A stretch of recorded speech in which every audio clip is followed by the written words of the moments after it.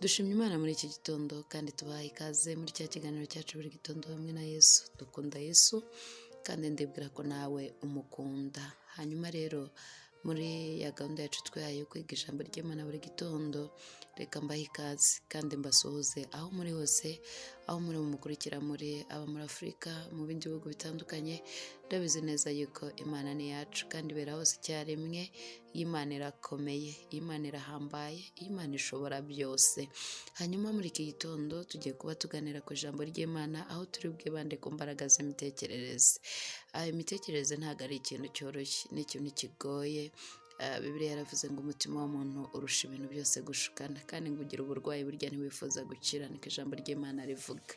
Mu mvugo isanzwe ya Bibiliya, umutima ni imitekerereze y'umuntu, cyangwa se ni hahandi hari ibintu bitandukanye, amarangamutima, imitekerereze, ibyo yibwira, ibintu nk'ibyo ngibyo. Aho rero ngo haba uburwayi, burya ngo ntajya yifuza no gukira. Rero tugiye kureba ku mbaraga z'imitekerereze. Ndagira ngo nkwibutse yuko mu buzima ikintu kimwe ushobora kwitaho no gucunga ni wowe ubwawe, ni wowe wenyine. Mu buzima bwacu bwa buri munsi, ikintu ushobora kwitaho, ikintu ushobora gucunga, ikintu ushobora gukontorora, burya ni wowe ubwawe. Uko uvuga, uko ugenda, uko utekereza, nuko wibwira, nuko ubona ibintu. Birashoboka ushobora kubyuka mu gitondo ukavuga ati uyu munsi ntabwo ndi buve mu rugo, cyangwa se uyu munsi ndakora gutya, uyu munsi ndagenza gutya, uyu munsi ndirirwa ncecetse, cyangwa se uyu munsi ndi buvuge. Ibyo rero byagukundira, kuko wowe ubwawe burya ushobora kwiha gahunda ukanikontorora bikemera, kuruta uko wabikorera undi muntu uwo ari we wese. Rero mu buzima nicyo kintu ushobora gukora. Ushobora guhitamo kuba umuntu mwiza, ukavuga ati njyewe mpisemo kubaho gutya, mpisemo gukora gutya, mpisemo izi ndangagaciro, mfashe icyemezo cy'uko ibi ntazongera kubikora. Cyangwa se ukavuga ati no, njye mpisemo ibi ngibi, mpisemo kumera nabi. Ushobora guhitamo neza cyangwa ugahitamo nabi. Mu kintu gikomeye Imana yadusigiye ni amahitamo, ayo ntijya inayivangamo. Umuntu afite amahitamo ye, kandi Imana yashimye yuko umuntu agira amahitamo ye. Ushobora kubyuka ukavuga ngo mpisemo kuzarimbuka, cyangwa se ukavuga ati mpisemo gushaka Imana, mpisemo gukorera Imana. Rero ntushobora gucunga ibiri kuba bitandukanye, ntushobora gukontorora isi ngo uyigenere ibyo izajya ikugezaho. Ntushobora kuvuga ngo noneho rero mujye mungezaho ibi, ubuzima bujye bungezaho ibi, gahunda zitandukanye zijye zimba hari izi ngizi. Icyo ntabwo gishoboka, haba ari mu kazi, haba mu rugo rwawe. Rimwe na rimwe uhura n'ibintu byinshi bitandukanye utateguye, utagizemo n'uruhare, ariko bikaba, ukabona havutse ikintu ku isi, ukabona intambara, ukabona ibibazo, ukabona ibintu byinshi. Birashoboka. Muri iyi si duhura n'ibintu byinshi bitandukanye. Ntushobora rero, hari ibyo udashobora guhagarika, hari ibyo udafitiye uburenganzira, ariko ushobora guhitamo, cyangwa se ushobora guhitamo uburyo bwo gucunga no kwita kuri ibyo bintu birimo bikubaho, uburyo ubyitwaramo. Wowe ushobora kubuhitamo, ukavuga ati mbonye ibi ngibi, numvise ibi, runaka mbwiye ibi, cyangwa ndi kunyura muri ubu buzima. Rero ufite uburenganzira bwo guhitamo uko witwara muri ibyo bintu biri kuba. Kubihagarika cyangwa utuma bitaba byo ntabwo ari uburenganzira bwawe, ariko guhitamo ko wakitwara muri ibyo bintu cyangwa se wabitekerezaho, ibyo ni uburenganzira bwawe. Nimba ushaka kugira rero imbaraga wowe ubwawe zo guhindura ibituma ugira ibibazo bitandukanye, ibigutwaza igitugu, ikintu cyose gituma uhangayika, nimba ushaka guhindura cyangwa se kubitegeka cyangwa kubikontorora ibintu bituma uhangayika, ibintu bituma uhura n'imitekerereze ipfuye, uragomba guhitamo ikintu kimwe gikomeye. Uragomba guhitamo kugira imitekerereze myiza. Nimba ushaka uburyo bwo gukontorora ibyagutwazaga igitugu, ibyakubizaga ibyuya, ibyo wabyukiragaho mu gitondo ukumva isi yakurangiriyeho, ibyo wumvaga mu mutima wawe byazamuka ukavuga ati noneho ndarangiye. Rero biragusaba kwimenyereza umwitozo ukomeye cyane wo gutekereza neza. Ibyo bituma rero ubuzima bwawe bugenda neza mu buryo bwinshi butandukanye. Rero wigeze ugerageza kureba ko iyo ufite umunsi mubi, iyo ibintu bitagenze neza wigeze ugerageza kureba uburyo ki n'ibimenyetso by'umubiri byerekana yuko wagize umunsi mubi cyangwa watekereje nabi cyangwa hari ibyakuvanze mu buryo bw'imitekerereze. Biroroha kumenya ngo uyu muntu afite umunsi mubi. Pawulo nawe avuze ngo nuko rero mutware intwaro zose z'Imana kugira ngo mubashe guhagarara ku munsi mubi mudatsinzwe n'uburiganya bw'umwanzi. Byorohera rero umuntu wese ukwegereye kumenya ngo uyu muntu yagize umunsi mubi. Hari ibimenyetso by'umubiri bishobora kubyerekana. Umuntu ashobora kwitegereza mu buryo akureba akabona ntushaka kurebana n'abandi, cyangwa se ukabona urimo urahuza amaboko.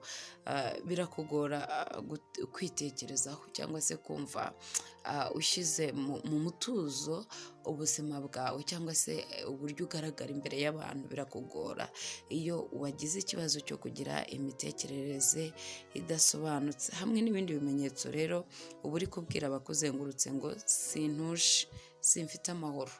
Hari ibimenyetso ukora ugaragaza ku mubiri ku buryo umuntu wese ashobora kubona koko kudatuje. Uravuga nabi, urarakaye, ntusubiza neza, ntiwakira abakugana neza. Ibyo bigaragaza rero gahunda iri mu mutima wawe udashaka kubwira abantu, ariko hari ibyo uri gutekereza bigoye, hari ibyo uri gutekereza binaniranye, hari ibyo wumva wihebyemo. Tugiye kwifashisha ijambo ry'Imana, hanyuma turebe uburyo bwiza bwo kurinda imitekerereze yacu. Kurinda imitekerereze yacu ku buryo no mu gihe cy'umuraba tuba turi mu mahoro yacu, ku buryo no mu gihe cy'intambara tuba turi mu mahoro yacu. Bibiliya yaravuze ngo Yesu ni umwami w'amahoro. Ndagira ngo mbabwire, mu buzima bwawe bwo gukizwa cyangwa se nimba utarahura na Yesu, ikintu gikomeye ukeneye muri Kristo Yesu, kuko dufite ubugingo, hanyuma dufite no kuba tutagendana urupfu rwa kabiri muri twebwe. Birumvikana iyo Yesu yaguhaye ubugingo aba yarangije gukuraho urupfu rwa kabiri. Gatatu, dufite imbaraga zo guhangana n'icyaha bigakunda. Ndagira nkongerereho n'ikindi rero, muri Kristo Yesu ufite imbaraga zo kurinda imitekerereze yawe ikemera, no mu gihe cy'umuraba ukaba uratuje, no mu gihe cy'intambara ugahagarara wemye ukavuga ngo umuririmbyi waririmbye ngo naho ndiho naho napfa nzi ko nkundwa n'Uwiteka ndi amahoro. Twagiye rero mu ijambo ry'Imana turareba urwandiko rwa kabiri Pawulo yandikiye Abakorinto, ni igice cya 10. Ni ijambo rikundwa cyane kandi ry'umugisha. Umurongo wa 3 haravuga ngo nubwo tugenda dufite umubiri w'umuntu ntiturwana mu buryo bw'abantu, kuko intwaro z'intambara yacu atari iz'abantu, ahubwo imbere y'Imana zigira imbaraga zo gusenya ibihome no kubikubita hasi. Dukubita hasi impaka n'ikintu cyose cyishyiriye hejuru kurwanya kumenya Imana. Dufatamira ibitekerezwa mu mitima byose ngo tubigomorore Kristo. Imana ishimwe cyane. Rero ndagira ngo tuganire kuri aya magambo Pawulo yandikiye Abakorinto. Yaravuze ngo nubwo tugenda mu buryo bw'abantu, ariko ntabwo turwana nk'abantu. Dufite intwaro zidakoreshwa mu buryo bwa kimuntu, dufite intwaro zikomeye cyane. Rero iyi ntwaro impamvu idakoreshwa mu buryo bwa kimuntu ni uko irasa ahantu hatari fiziko, hatagaragara. Nimba ushaka kurasa bitagaragara, ubwo koresha intwaro zitagaragara, kuko tudakirana n'ibyambaye umubiri, dukirana n'abanyabutware n'ibinyabushobozi bitegeka isi y'umwijima. Niyo mpamvu dutwara intwaro zitari iza kimuntu. Ntabwo baraswa n'amasasu, nta nubwo ibi bintu biraswa, cyangwa se izi mbaraga z'abadayimoni n'ibindi ziraswa n'ibintu bisanzwe. Ntabwo turwana nk'abantu, ntabwo tujya mu maduka tujye kugura imbunda n'ibiki byose, nta nubwo tujya ku rugamba rugaragara, ariko tururiho. Umuririmbyi niwe wavuze ngo turi abasirikare benshi twogejwe n'amaraso. Kristo niwe waturokirise, niwe waduhamagaye. Turi mu ntambara, tururiho. Nubwo iyo tugenda mu muhanda abantu babona ari ibisanzwe, ariko burya twambaye imyenda y'intambara kandi dutwaye intwaro zose z'umwuka, intwaro z'intambara. Imana ishimwe cyane. Intwaro rero dufite ntabwo ari nk'iz'abantu. Zikora iki? Ndaza kuzihuza n'imitekerereze y'umuntu. Izi ntwaro dufite ntabwo zirwana mu buryo bw'abantu, kuko intwaro z'intambara yacu atari iz'abantu, ahubwo imbere y'Imana zigira imbaraga. Imana ishimwe cyane. Imbere y'Imana zirakora. ese inyuma hakurya y'Imana cyangwa se inyuma y'Imana bigenda bite? Ibyo ntabwo turi bugitindeho, ariko aha ndagira nkwibutse ngo izi ntwaro zikora iyo ziri imbere y'Imana. Bivuga ngo ushaka kuzikoresha wese ahagarara neza, yipozisiyona neza imbere y'Imana. Amen. Nimba ushaka kurasa kure cyangwa se guhangana mu buryo bw'umwuka wera, ugomba kuba uhagaze neza imbere y'Imana. Ntabwo izi ntwaro zikora hanze y'Imana, ntabwo zikora inyuma y'Imana, ntabwo zikora aho Imana itari. Izi ntwaro zikora imbere y'Imana. Umuntu wese uzitwaye agomba guhagarara neza imbere y'Imana. Ntabwo turi butinde ku ntwaro z'Imana. Paul yabyandikiye Abefeso aravuga ngo mutware intwaro zose z'Imana kugira ngo mubashe guhagarara ku munsi mubi. Ababwira intwaro batwara, bwati mutware kwizera nk'ingabo, mutware agakiza nk'ingofero, mutware gukiranuka nk'icyuma gikingira igituza, hanyuma kandi mukenyere umukandara ari wo kuri, hanyuma nimurangiza mutware inkota ari ryo jambo ry'Imana, hanyuma mukwete inkweto ari bwo butumwa bwiza bw'amahoro bubiteguza. Imana ishimwe cyane. Kandi ndagira ngo nkubwire ngo izo ntwaro mvuze zose n'izindi no gusenga, musengesha umwuka iteka mu buryo bwose bwo gusenga no kwinginga, zitwarwa n'umuntu zikagira umumaro iyo ziri gukorera imbere y'Imana. Bivuga ngo ninde uzakiva, ninde ushobora gutuma zikora? Ntabwo ari wowe, nta nubwo ari undi muntu, ni Imana ikurimo, ni Yesu Kristo ukugenzamo, niwe ugukoreramo.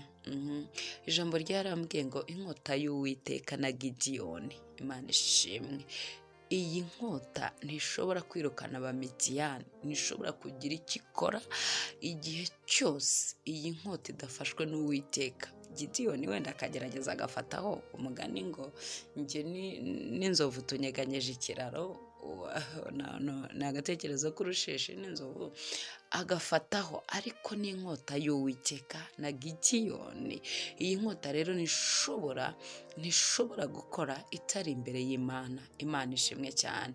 Umuntu wese utwara intwaro z'umwuka agomba kuba hari imbere y'Imana. Zigira umumaro rero iyo ziri imbere y'Imana. Uwo mumaro ni uwuhe? Zigira imbaraga zo gusenya ibihome no gukubita hasi. Aravuga ngo dukubita hasi impaka n'ikintu cyose cyishyira hejuru kurwanya kumenya Imana. Imana ishimwe. Reka mbigarure mu buryo bw'imitekerereze. Ya ntwaro yacu dukoresha, nimba hari ikintu kigora mu buzima, ni ukwirwanya ukinesha. Ushobora gutekereza ko intambara urwana iri kure yawe, iri muri wowe imbere. Aho niho urugamba rubera, aho niho urugamba ruremera. Haba ibyo utekereza ko biri inyuma birangira bigarutse iwawe imbere. Tuvuge wenda uri ku rugamba rw'uko abantu bakwanga, ntumva ko utekereza ko ruri inyuma, ariko birangira rurimo imbere. Hari ibyo bakubwiye birimo bikwangiriza, hari ibyo ubona birimo byica amarangamutima yawe, urumva ruba rwageze imbere. Urugamba rero aho rukomerera rw'umwuka ntiruba hanze, ruba muri twebwe, ruba cyane rukomerera muri twe, rubamo imbere iwacu. Niyo mpamvu izi ntwaro zitari iz'abantu. Reka nkubwire urugamba rumwe rw'imitekerereze ushobora kurwana rurimo iwawe indani. Hari uburyo ushobora kurwana n'ikintu bita uko nteye. Njyewe nteye nabi, njyewe fiziko yanjye cyangwa se imiterere yanjye ntabwo ishimishije. Uburebure bwanjye, ubugufi bwanjye, uko nsa wenda ndi igikara cyangwa se ndi inzobe, ibyo bikakubera umutwaro uremereye. Izina nitwa, gahunda z'ubuzima bwawe, uko mbese bikakugora. Iyo mitekerereze rero niweho yangiriza ubwawe. Kugira ngo uyineshe ugomba gukoresha intwaro ikomeye cyane yo kwishimira uburyo uremye. Dawidi yaravuze ngo naremye uburyo butangaje kandi buteye ubwoba. Imitekerereze yo kumva wigaye, yo kumva utameze nk'abandi, yo kumva usuzuguritse, yo kumva dore uko abandi basa, dore uko abandi bateye, dore amataye n'ibindi bitandukanye. Ibyo kugira ngo bineshe utangira kwibigira. Navuze ngo nimba ushaka guhindura ibigukandamiza, ugiye guhangana cyangwa se kwitoza gutekereza neza. Ugiye kwiga uburyo ki ugomba kubwira izo mbaraga zigutwaje igitugu, ukazibwira ngo ndemye neza, data niko yabishimye, ndemye uburyo butangaje, mfite agaciro. Kuko ibi ngibi iyo utangiye gutekereza uburyo uremye nabi, uburyo uteye nabi, n'uburyo ugaragara imbere y'abantu bitangira kugaragara. Utangira kuza ufite amasoni, utangira kumva udafite confidence, utangira kumva nta kintu wavugira imbere y'abantu, mbese ibintu byose bitandukanye, ibimenyetso ukora, uko witwara ku munwa, uko witwara ku ntoki, abasoma ibimenyetso by'umubiri, aha barahita banyumva cyane. So rero ibyo bigatuma udashobora no gutera imbere. Uhorana umutima mubi, wo kubwiye hindura iki, ugira ngo arakwanga, ibintu nk'ibyo. So rero icyo ni igikuta. Bibiliya yatubwiye ngo izi ntwaro zigira imbaraga zo gusenya no gukubita hasi. Dusenya ibihome, tugakubita hasi ikintu cyose kishyira hejuru kurwanya kumenya Imana. Urumva nimba hari, reka dukomeze kuri icyo gihome n'icyo gikuta cyo kumva uteye nabi, cyo kumva imiterere yawe itari myiza, cyangwa cyo kumva aho uvuka n'akavukire yawe, cyangwa cy'urugo ubayemo, cyangwa cy'ubuzima ubayemo. Reka tubigire byinshi. Ibyo bihome binini cyane byafekite cyangwa se bigira ingaruka mu kazi, bigira ingaruka mu mibereho. Rimwe na rimwe wisanga nta nshuti ugira, ubundi ukisanga abantu bose bakuvuyeho, ubundi ukisanga nta mahirwe ufite mu buzima, kuko ukwegera wese umubera nk'ikinyogoti, uba ufite amahwa ahanda, uramurasa, uwuvuze uramurasa. Hari abantu babaho nyine ukabona amagambo yabo arapika kubera igikomere, kubera ibihome Satani yubatse muri bo. Rero ugasanga birafekta n'abaturanyi n'inshuti n'urugo wubatse. Iyo mitekerereze cyangwa se ibyo bihome Satani yubatse, wenda ni iby'amateka, cyangwa n'iby'ubuzima wabayemo, cyangwa n'iby'intambara wagiye unyuramo, cyangwa n'uburyo abantu bagutwaye, cyangwa n'uburyo abantu bagufashe, cyangwa n'uburyo uremye, bigahita byafekta ubuzima bwawe bwose, uko uvuga, uko utekereza, uko ukora. So rero kugira ngo uhangane n'icyo kintu bisaba imbaraga z'umwuka wera, bisaba intwaro z'Imana, kuko nizo zonyine zigira imbaraga zo gusenya ibihome no gukubita hasi. Nkwibarize, ni ibihe bihome biri imbere yawe cyangwa se byinjiye mu buzima bwawe bikeneye intwaro z'Imana kugira ngo bikubitwe hasi? Izo ntwaro z'Imana, hari igihe uhitamo gusenga cyane ukavuga ati intwaro izankubitira hasi bino bintu. Hari igihe uhitamo ijambo ry'Imana ukavuga ati ni inkota ityaye iraza gukubita hasi bino bihome. Hari igihe intwaro z'Imana nazibabwiye, hari igihe uhitamo gukoresha runaka ni bigakubita hasi ibyo bihome Satani yubatse mu mitekerereze yawe. Dukubita hasi ikintu cyose kirwanya kumenya Imana. Ibyo bintu bituma utamenya Imana. Iyo mitekerereze yawe ipfuye ituma usuzugura Imana. Reka nguhe urugero. Abisirayeli baravuze ngo turi inzige imbere y'Abanaki. Iyo mitekerereze y'ubuzige, yo kwitwa inzige, yo kwisuzugura, yo kwitesha agaciro, yatumye bananirwa kumenya Imana, kumenya imbaraga z'Imana. Abanaki bari barebare, bari banini. Ikibazo cyabaye ku Bisiraheli ni uburyo bagaragara mu miremerwe. Noneho rero bibatera kumva ko bazatsindirwa imbere y'Abanaki, bituma rero batamenya Imana. Hari ibintu byinshi unyuramo mu buzima byakubujije kumenya imbaraga zisumba byose, kubera ko byaje biremereye iwawe, byaje binagoye, wagize ikibazo wenda ibintu byinshi bitandukanye tudashaka gutangaho ingero kuko n'iminota yacu mu gitondo iba itari myinshi. Hari ibyo rero byatumye rwose wumva udashobora kumenya Imana. Rero intwaro dukoresha zigira umumaro. Hanyuma kurwanya ibyo birwanya Imana nibyo dufatamira ibitekerereza mu mitima byose ngo tubigomorore Kristo. Simbizi ibintu utekereza nibyo wibwira. Ahangaha hagomba imbaraga z'Imana n'intwaro z'Imana kugira ngo tubigomorore Kristo. Ese ubona guhera mu gitondo kugeza nimugoroba utekereza iki? Business yanjye yarahombye, ubuzima bwanjye bwaranze, abana banjye ntibari kwiga neza, school fees zabuze, sinzi ibintu byinshi bitandukanye. Ngewe ntago meze nk'abandi, bambese ko nitwa nk'abandi, bambese ubu nabigenza. Ibyo bitekerezo byawe uyu munsi ndagira ngo nkwinginge wige guhindura uko utekereza, kurinda uko utekereza ku bintu cyane iyo hari icyakubayeho. ujye urinda kubitekerezaho. Ushobora kuba hari ibyakubayeho, ikintu cyoroshye gukora, biroroshye nyuma y'ibyakubayeho gutekereza ibibi cyangwa ugafata icyemezo cyo gutekereza ibintu neza. Ukavuga ati okay, Yosefu yafashe icyemezo cyo kubwira bene wabo, arababwira ati ntabwo ari mwe mwabikoze, n'Imana yabikoze ngo mbabanzirize muri Egiputa. Urumva yahinduye uko ibintu byabaye.